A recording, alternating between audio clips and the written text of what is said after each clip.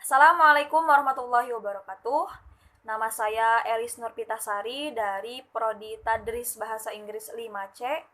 Pada video kali ini saya akan membahas mengenai ilmu mawaris dan pernikahan.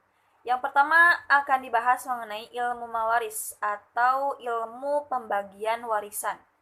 Siapa saja yang mendapatkan warisan itu? Nah, yang mendapatkan warisan itu terdiri dari 12 orang, 8 perempuan dan 4 laki-laki.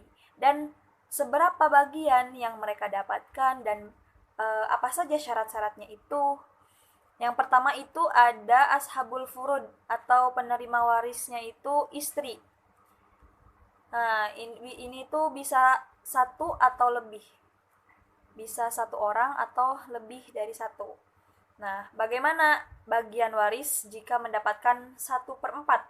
Nah, syaratnya itu tidak ada anak perempuan ataupun laki-laki, juga tidak ada cucu perempuan atau laki-laki. Nah, bagaimana seorang istri yang ditinggalkan ini mendapatkan bagian warisan 1/8? Apa aja syaratnya? Syaratnya itu ada anak perempuan atau laki-laki dan ada cucu perempuan atau laki-laki. Yang selanjutnya ashabul furud perempuan, yaitu anak perempuan. Bagian 1/2 atau setengah itu ketika anak perempuan itu tidak mempunyai ketika tidak ada anak laki-laki atau tidak punya saudara. Juga jumlahnya itu hanya satu, jadi hanya anak perempuan itu hanya satu, jadi cuma mempunyai satu anak perempuan gitu, jadi bisa mendapatkan setengah. Bagaimana kalau bagian warisannya 2/3? Nah, ini itu ketika tidak ada anak laki-laki dan jumlahnya lebih dari satu, jadi mempunyai saudara, misalkan gitu. Yang selanjutnya ahli furud perempuan, yaitu cucu perempuan dari garis laki-laki. Bagaimana jika mendapatkan setengah? Yaitu syaratnya itu tidak ada cucu laki-laki, jumlahnya hanya satu, tidak ada anak perempuan satu atau lebih, tidak ada anak laki-laki. Nah, bagaimana ketika mendapatkan 2/3 warisannya? Yaitu syaratnya tidak ada cucu laki-laki, tidak ada anak laki-laki, tidak ada anak perempuan satu ataupun lebih, juga jumlahnya lebih dari satu. Bagaimana jika cucu perempuan dari garis laki-laki mendapatkan 1/6? Nah, syaratnya itu hanya satu, jika ada anak perempuan, tapi jumlahnya hanya satu. Yang selanjutnya ahlul furud pada perempuan, yaitu saudara perempuan sekandung. Bagian warisan yang didapatkan jika setengah, yaitu tidak ada saudara laki-laki, jumlahnya hanya satu, tidak ada ayah ataupun kakek, dan tidak ada anak ataupun cucu. Bagaimana saudara perempuan sekandung mendapatkan 2/3 warisan? Yaitu syaratnya ketika tidak ada saudara laki-laki, ketika tidak ada ayah atau kakek, tidak ada anak atau cucu, jumlahnya lebih dari satu. Yang selanjutnya, saudara perempuan seayah ketika mendapatkan warisan setengah, itu syaratnya tidak ada saudara laki-laki seayah, jumlahnya hanya satu, tidak ada ayah atau kakek, tidak ada anak atau cucu, tidak ada saudara laku sekandung, tidak ada saudari perempuan sekandung. Bagaimana jika mendapatkan 2/3 bagian? Yaitu syaratnya ketika tidak ada saudara laki-laki seayah, tidak ada ayah ataupun kakek, tidak ada anak ataupun cucu, jumlahnya lebih dari satu, tidak ada saudara laki-laki sekandung, dan tidak ada saudari perempuan sekandung. Nah, ketika mendapatkan 1/6 saudara perempuan seayah, itu ketika ada saudari perempuan sekandung, tapi jumlahnya hanya satu. Ahlul furud yang selanjutnya yaitu saudara perempuan seibu.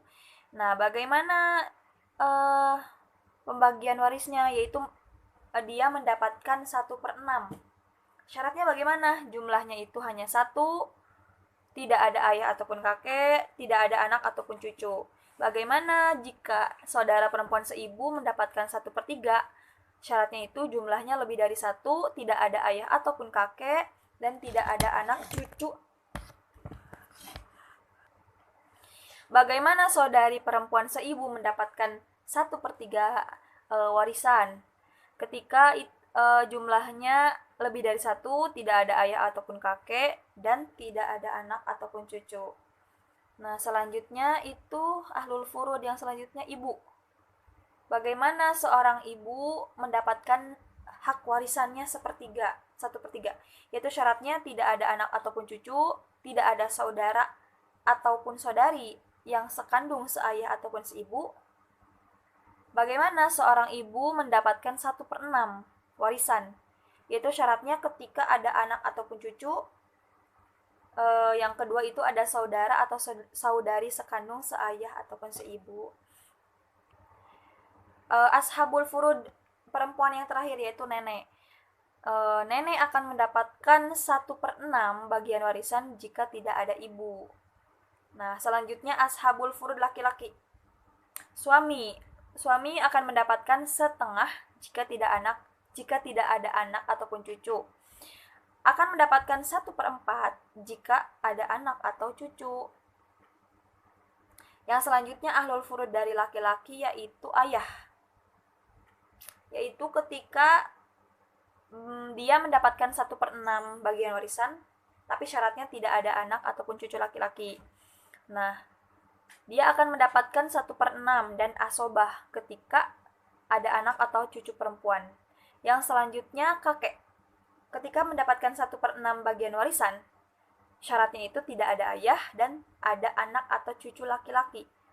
Nah, ketika mendapatkan 1/6 dan asobah, berarti syaratnya tidak ada ayah, ada anak atau cucu perempuan. Yang selanjutnya yang terakhir ahlul furud dari laki-laki yaitu saudara laki-laki seibu. Dia akan mendapatkan 1/6 bagian ketika syaratnya itu jumlahnya hanya 1, tidak ada ayah ataupun kakek, tidak ada anak atau cucu. Nah, yang selanjutnya ketika saudara laki-laki seibu akan mendapatkan 1/3 bagian warisan, yaitu syaratnya jumlahnya lebih dari 1, tidak ada ayah atau kakek, dan tidak ada anak ataupun cucu. Asobah. Apa itu asobah? Asobah adalah ahli waris yang tidak mempunyai bagian tetap dan tertentu, baik yang diatur di dalam Al-Quran maupun hadis. Dia bisa mendapat semua harta warisan apabila hanya dia sendiri bisa mendapat sisa setelah dibagi bagian ahli waris. Bahkan tidak bisa mendapatkan sama sekali harta waris. Asobah juga terbagi menjadi beberapa bagian. Yang pertama itu ada asobah binafsi, yaitu kerabat laki-laki yang dipertalikan dengan orang yang meninggal dunia tanpa diselingi oleh orang perempuan. Ahli warisnya itu anak laki-laki, cucu laki-laki dan gadis laki-laki, ayah, kakek, saudara laki-laki sekandung, saudara laki-laki seayah, saudara laki-laki kandung, saudara laki-laki saudara ayah, paman kandung, paman seayah, anak laki-laki paman sekandung, anak laki-laki paman seayah, dan orang yang memerdekakan budak. Yang selanjutnya asobah bil goir. Apa itu asobah bil goir? Yaitu setiap perempuan yang memerlukan orang lain untuk menjadikan asobah dan sama-sama menerima asobah. Ahli warisnya itu anak perempuan bersama anak laki-laki, cucu perempuan dari garis laki-laki bersama cucu laki-laki, saudara perempuan kandung bersama saudara laki-laki kandung, saudara perempuan seayah bersama saudara laki-laki seayah. Yang terakhir asobah ma'al goir. Jadi setiap perempuan yang memerlukan orang lain untuk menjadikan asobah, tetapi orang lain tersebut tidak berserikat dalam menerima asobah, orang yang menjadikan asobah tetap mendapat bagian tetapnya. Nah, ahli warisnya itu siapa? Saudara perempuan kandung sebab ada anak perempuan, saudara perempuan kandung sebab ada cucu perempuan dari anak laki-laki, saudara perempuan seayah sebab ada anak perempuan, dan saudara perempuan seayah sebab ada cucu perempuan.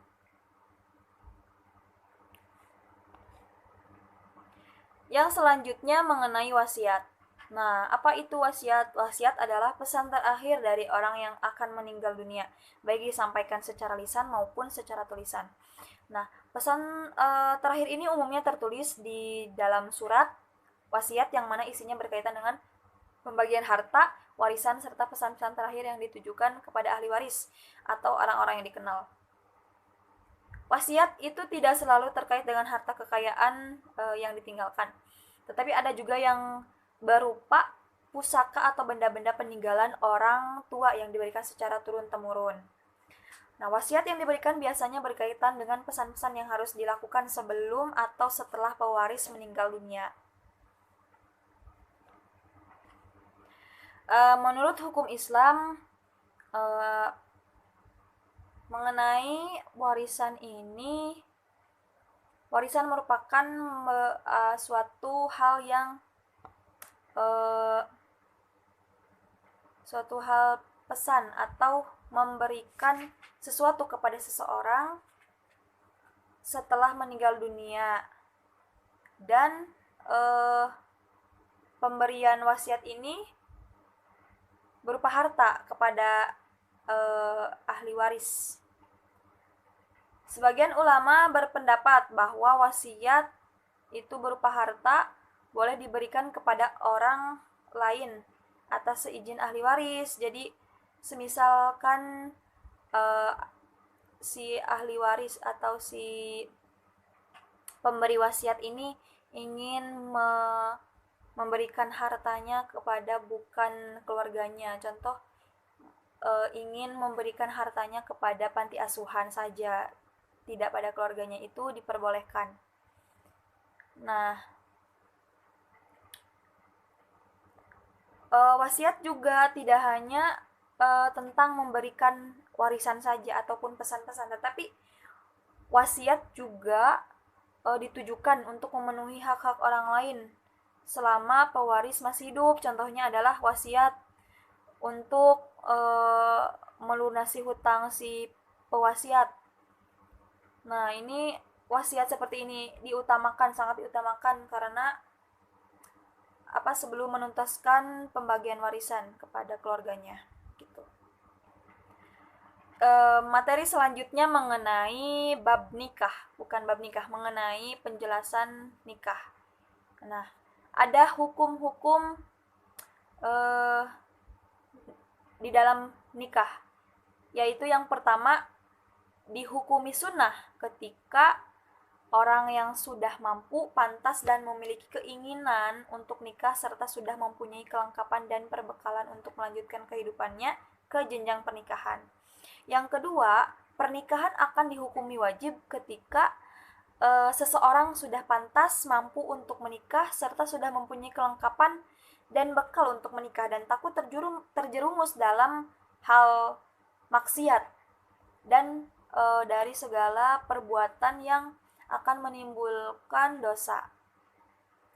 Pernikahan dihukumi makruh ketika diperuntukkan bagi orang yang sudah berkeinginan untuk menikah namun belum mempunyai perlengkapan dan bekal untuk menikah. Termasuk ketika seseorang mempunyai kekurangan fisik yang tidak normal sehingga bisa mengganggu hubungan harmonis dalam pernikahan. Nah, yang keempat itu haram ketika dihukumi haram ini diperuntukkan bagi seseorang yang mempunyai niat atau tujuan untuk melanggar syariat. Contoh, tujuan untuk menikah itu untuk agar balas dendam, untuk membalaskan dendam kepada istrinya ataupun keluarganya. Nah, itu dihukumi haram jika niat nikahnya seperti itu. Terus yang kelima akan dihukumi mubah, diperuntukkan bagi orang yang belum berkeinginan menikah dan tidak menimbulkan kerugian manakala pernikahan atau perkawinan tersebut dilaksanakan. Yang selanjutnya mengenai rukun dan syarat nikah. Rukun dan syarat dalam pernikahan ini mempunyai perbedaan di antara ulama fikih. Namun perbedaan ini terdapat dalam penempatan rukun dan syarat itu sendiri. Meskipun demikian, kebanyakan utamanya yang berpegang pada mazhab Syafi'i menjelaskan bahwa rukun nikah itu ada 5. Yang pertama itu ada mempelai perempuan, yang kedua ada mempelai laki-laki, yang ketiga ada akad atau sigoh atau ijab kabul. Nah, akad nikah ini merupakan suatu hal yang paling penting karena terjadi perjanjian antara dua belah pihak yang melakukan akad dalam hal ini berupa ijab dan kabul. Yang keempat ada wali nikah bagi perempuan. Wali merupakan orang tua mempelai perempuan, baik itu ayah, kakek, ataupun saudara dari garis keturunan ayah. Jika diurutkan yang berhak menjadi wali diantaranya ayah, kakek dari pihak ayah, saudara laki-laki kandung atau kakak atau adik, saudara laki-laki seayah, saudara kandung ayah, atau om, atau Pak D, atau laki-laki atau anak laki-laki dari saudara kandung ayah. Nah, yang kelima itu ada saksi. Nah, saksi nikah dalam pernikahan itu ada 2 orang laki-laki yang dibutuhkan dalam pernikahan dan harus mempunyai 6 persyaratan. Yang pertama itu harus Islam, balig, berakal, merdeka, lelaki, dan adil, berjenis kelamin laki-laki dan adil. Jadi 2 orang saksi ini dapat diwakilkan oleh pihak keluarga, tetangga, ataupun orang yang dapat dipercaya untuk menjadi seorang saksi. Nah, jika tidak ada saksi, maka pernikahan tersebut tidak sah di mata hukum dan ataupun di mata agama. Mungkin untuk bab mengenai ilmu mawaris dan pernikahan cukup sekian. Mohon maaf bila banyak kekurangan dan kesalahannya karena masih dalam tahap belajar. Saya akhiri saja dengan wabillahi taufiq wal hidayah. Wassalamualaikum warahmatullahi wabarakatuh.